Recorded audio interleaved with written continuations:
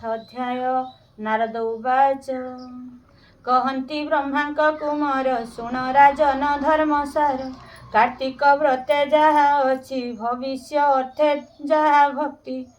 ताहा कहिबा विधि मते संसार जनक रहिते ब्रह्मांक वचने विहित जे विष्णु प्रिय महाव्रत आत्मार कारण विचार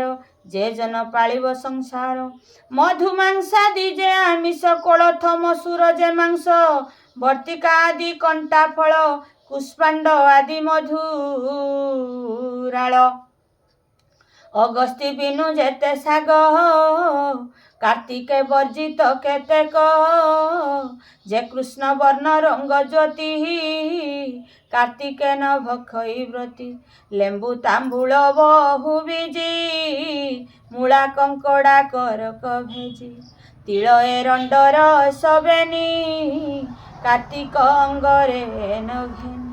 अजा महिष बेनी क्षीर कार्तिके न कर आहार तांबूल आदि मुखवास भक्षणे अति बड़ दोष निंदित द्रव्य वा उचिष्ट दग्ध पदार्थ प्रतिष्ठित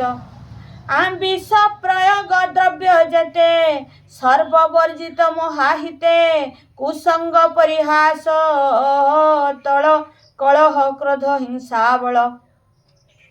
मिथ्या वचन निंदा छल कार्तिके वर्जित सकल चंडाले कथा न कहिब स्त्री संसर्ग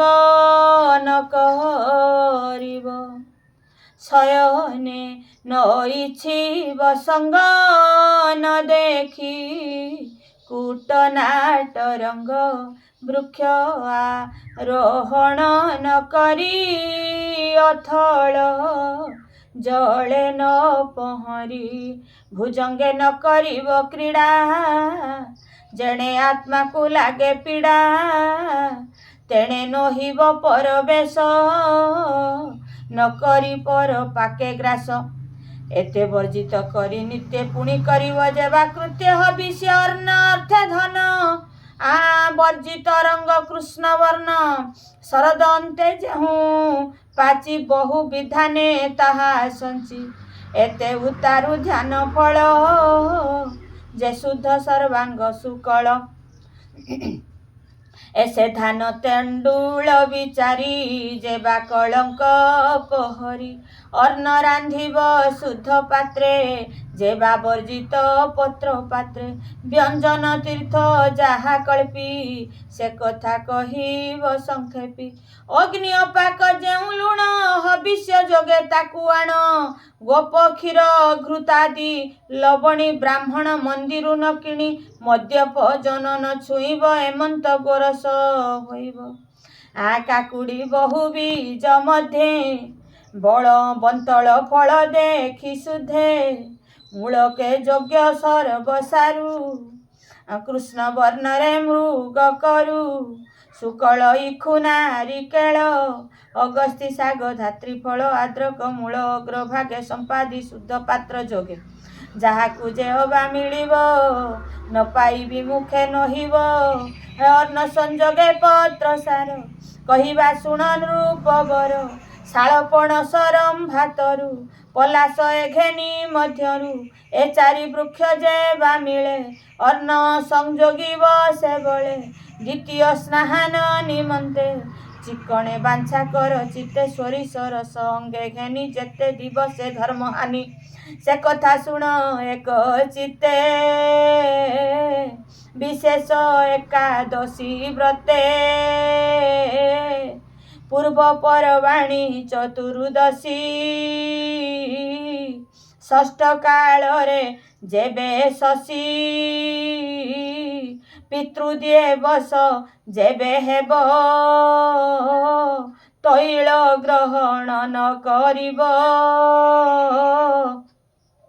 एथु तारे कथा शुण कार्तिक हविष्य लक्षण आदित्य बारुणी प्रवेश से काले कल्पिब हविष अर्ण संजोगे पत्र स्थाने बसिब धरणी आसने पूर्व दिग को मुख करी हस्ते तुलसी जल धरी कृष्ण कृष्णଙ୍କୁ ଦେଇ ଅବଶେଷ ଚିତ୍ତରେ କଳ୍ପି କରି ଗ୍ରାସ ଭଜନେ ନ କରି ନ କହି ବଚନ ମୌନେ କରି ଆଚମନ ପୁଣି ତମ ସ୍ଥାନେ ବସି ରାମ ଗୋବିନ୍ଦ ନାମ ଘୋଷି ଜାଗର ଜାଳି ସନ୍ଧ୍ୟା କାଳେ ବସାଇ ଦେବ ତାଙ୍କ ଆଳେ ନହିଲେ ତୁଳସୀ ଅଗ୍ରତେ ଦୀପ ବସାଇ ଶୁଦ୍ଧ ଚିତେ ବିଷ୍ଣୁଙ୍କୁ ନମସ୍କାର କରି ଜନ୍ମାଦି ପାପ ଭାରା ହରି ପୂର୍ଣ୍ଣି କାର୍ତ୍ତିକ ଦୀପ ଦାନେ ଧର୍ମେ ବର୍ଦ୍ଧିତ ଦିନେ ଦିନେ ଉଚ୍ଚେ ଯେ ସଂଯୋଗରେ ଦୀପ କିସ କହିବା ତାର ତାପ ଶପଥ ଜନ୍ମ ପାପ ରାଶି ତୃତୀୟ ସମ୍ବତ୍ସରେ ନାଶି ପାପ ନଥିଲେ ପୁଣ୍ୟ ବଢ଼େ ଅନ୍ତେ ଗରୁଡ଼ ଧ୍ୱଜ ଚଢ଼େ ଗୋବିନ୍ଦ ସଙ୍ଗେ ସଙ୍ଗ ହୋଇ ବୈକୁଣ୍ଠ ଭୁବନକୁ ଯାଇ ଏମନ୍ତ ଦୀପ ଦାନ ଫଳ କାର୍ତ୍ତିକେ ଶୁଣ ମହିପାଳ ଯେ ବଣ ଜନ ବ୍ରତୀ ହୋଇ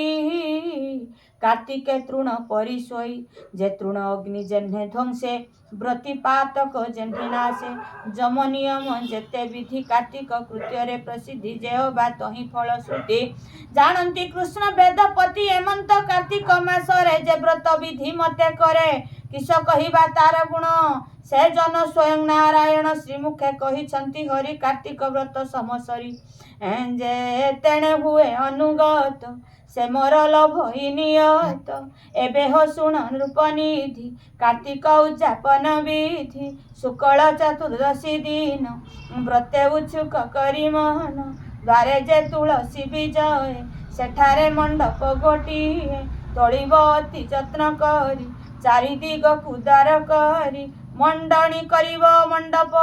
ଉପରେ ଦେଇ ଚନ୍ଦ୍ରାତପ କୁସୁମ ଚାମର ବସନେ ମଣ୍ଡପ ମଣ୍ଡିପ ଯତନେ ଗୋମୟ ଘେନି ତଳ ଲିପି ତୁଳସୀ ମୂଳେ ବିଷ୍ଣୁ ସ୍ଥାପି ପଞ୍ଚବର୍ଣ୍ଣ ମୁରୁଜ ଯୋଗେ ଚିତ୍ର କରିବ ଭୂମି ଭାଗେ ଦ୍ୱାରେ ସ୍ଥାପିବ ଦ୍ୱାରପାଳ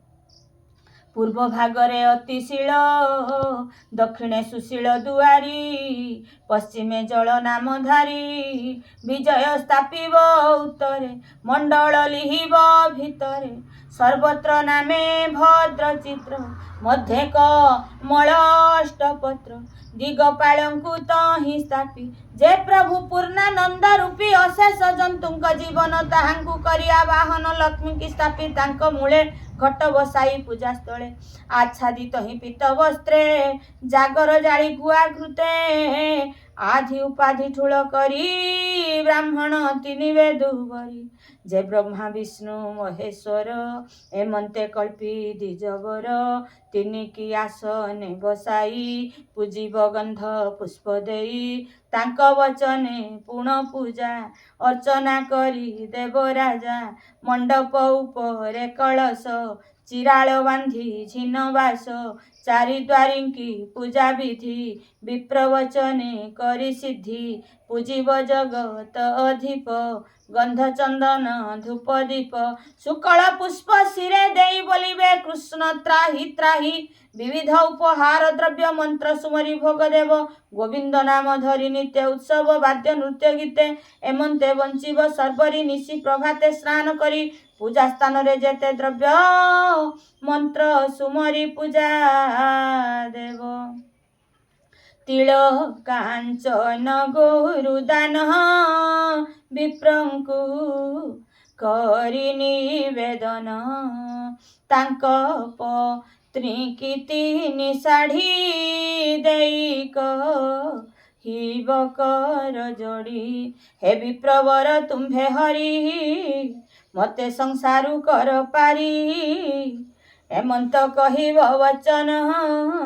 ଗୁରୁଙ୍କୁ ଦେବ ରତ୍ନ ଦାନ ତିଳ ପାୟସ ଦଧିର ସେ ଅନଳ ପୂଜିବ ସନ୍ତୋଷେ ବ୍ରତ ଦକ୍ଷିଣା ବିପ୍ରେ ଦେବ ମେଲାଣି ମାଗି ଗୃହେ ଯିବ ଯାହା କାର୍ତ୍ତିକେ ଥିବ ଛାଡ଼ି ଯତନ ପ୍ରକାରେ ତା ଲୋଡ଼ି ଭିଆଇ ଅନୁକ୍ରମେ ଦ୍ରବ୍ୟ ବିପ୍ର ଭଜନେ ସମର୍ପିବ। ଆରେକ ଦିନ ଆଦି ମାସେ କାର୍ତ୍ତିକ ବ୍ରତ ଅବଶେଷେ ପ୍ରତୀପ ଦିନ ନିଜ ଗୃହେ ବନ୍ଧୁ କୁଟୁମ୍ବ ଘେନି ସ୍ନେହେ ପାକ ସମ୍ପାଦି ଷଡ଼ ରସେ ଭୋଜନ କରିବ ସନ୍ତୋଷେ। ଏମନ୍ତେ କାର୍ତ୍ତିକ ବିଧାନେ ବ୍ରତ ପାଳନ୍ତି ଯେଉଁ ଜନେ ତାଙ୍କର ଧର୍ମ ଫଳ ଯାହା କହିବା ଶୁଣ ନର ନାହା। ସଂସାରେ ଯେତେ ଧର୍ମ ମାନ ତୁଳା ପୁରୁଷ ଆଦି ଦାନ ଗଙ୍ଗା ଯମୁନା ସରସ୍ୱତୀ ମର୍ଣ୍ଣିକା କର୍ଣ୍ଣିକା ପୁଣ୍ୟବତୀ ନର୍ମଦା ପ୍ରାଚୀ ଗୋଦାବରୀ ସିନ୍ଧୁ ସଙ୍ଗମେ ସୁରାସୁରୀ ପ୍ରଭାସ ପ୍ରାଚୀ ବୈତରଣୀ ଗୋମତୀ ରେବା କୃଷ୍ଣ ବ୍ରେଣୀ ଯେ ଚନ୍ଦ୍ରଭାଗା ଚିତ୍ରପଳା ଯେଉଁ ଜନମ ବିଷ୍ଣୁ ଶିଳା ବ୍ରାହ୍ମୀ ଯେ ମାନ ସରୋବର ତହିଁ ବିଜୟ ଗଦାଧର ସୁବର୍ଣ୍ଣ ରେଖା ମଧୁମତୀ ଯେ ହ୍ରଦ ସିଦ୍ଧ ବନେ ସ୍ଥିତି ପାପ ପୁଣ୍ୟ ଯେ ପୁଣ୍ୟ ତୋୟା ଇନ୍ଦ୍ର ଦ୍ୟୁମ୍ନ ବିଷ୍ଣୁ କାୟା ସୂରୁଜ ଶିବ ଗଙ୍ଗା ନଦୀ ଋଷି କୁଲ୍ୟାଦି ମହାନଦୀ ଏ ଆଦି ପୁଣ୍ୟ ତୀର୍ଥ ଜଳ ସ୍ନାନ କଲେ କ ଯେତେ ଫଳ ରାଜସୂୟାଦି ଯେତେ କୃତ୍ୟ ବେଦ ଦିବ ଯେତେ ବ୍ରତ ଯో ସମାଧି ଦାନ ଧ୍ୟାନ ପ୍ରସାଦ ଆଦି କୀର୍ତ୍ତିମାନ ବଞ୍ଚିବ ବର୍ଣ୍ଣାଶ୍ରମେ ରହି ତପେ ଦଗଧ କରି ଦେହି ଏ ସର୍ବ ଧର୍ମ ଠୁଳ କରି କାର୍ତ୍ତିକ ବ୍ରତେ ନୁହେଁ ସରି ଯାବତ ପୁଣ୍ୟ କରି 1,000 ଗୁଣର କାର୍ତ୍ତିକ ବିଷ୍ଣୁର ଅତି ପ୍ରିୟ ଯେଣୁ କାର୍ତ୍ତିକ ସଂକଳ୍ପରେ ତେଣୁ କେଶରୀ ଆଗମନ ପଥେ ଯେହ୍ନେ ପଳାନ୍ତି ଗଜଯୁଥେ ଏମନ୍ତେ କାର୍ତ୍ତିକ ମହିମା ବଚନେ କି ଦେବା ଉପମା କାର୍ତ୍ତିକେ ଛାଡ଼ି ଯେତେ କରି ଦଶ ଗର ଫଳ ସରି ହବିଷ୍ୟ ଶତ ଗୁଣ ଜାଣ ଉଯାପନରେ ଲକ୍ଷେ ଗୁଣ ଜାଗ ଯୋଗରେ ସ୍ୱର୍ଗ ଭୋଗ କାର୍ତ୍ତିକେ ବୈକୁଣ୍ଠେ ଯୋଗ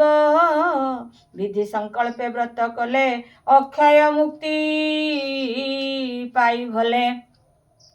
ଏ ଯାବତ ଧର୍ମ କର ନରେ କାର୍ତ୍ତିକ ବ୍ରତ ଯେ ନ କରେ ତାର ସକଳ ଧର୍ମ ନାଶେ ଯୁବତୀ ଯେହ୍ନେ ପରବାସେ ସ୍ୱଧର୍ମ ପଣ ଯାଇ ତାର କାର୍ତ୍ତିକେ ହିନେ ଯେହ୍ନେ ନର କିଞ୍ଚିତ ହେବେ ପ୍ରତି ପାଳି ଅନ୍ୟ କର୍ମକୁ ଧର୍ମ ବଳି କାର୍ତ୍ତିକ ପାଳି ଅନ୍ୟ ଧର୍ମ କଲେ ସଫଳ ସବୁ କର୍ମ। ଏହି ପ୍ରକାରେ ଏକାଦଶୀ ଆବର ପାଳନ ତୁଳସୀ ଏତିନି ମହିମା ସମାନ ବିଶେଷେ କାର୍ତ୍ତିକ ପ୍ରଧାନ।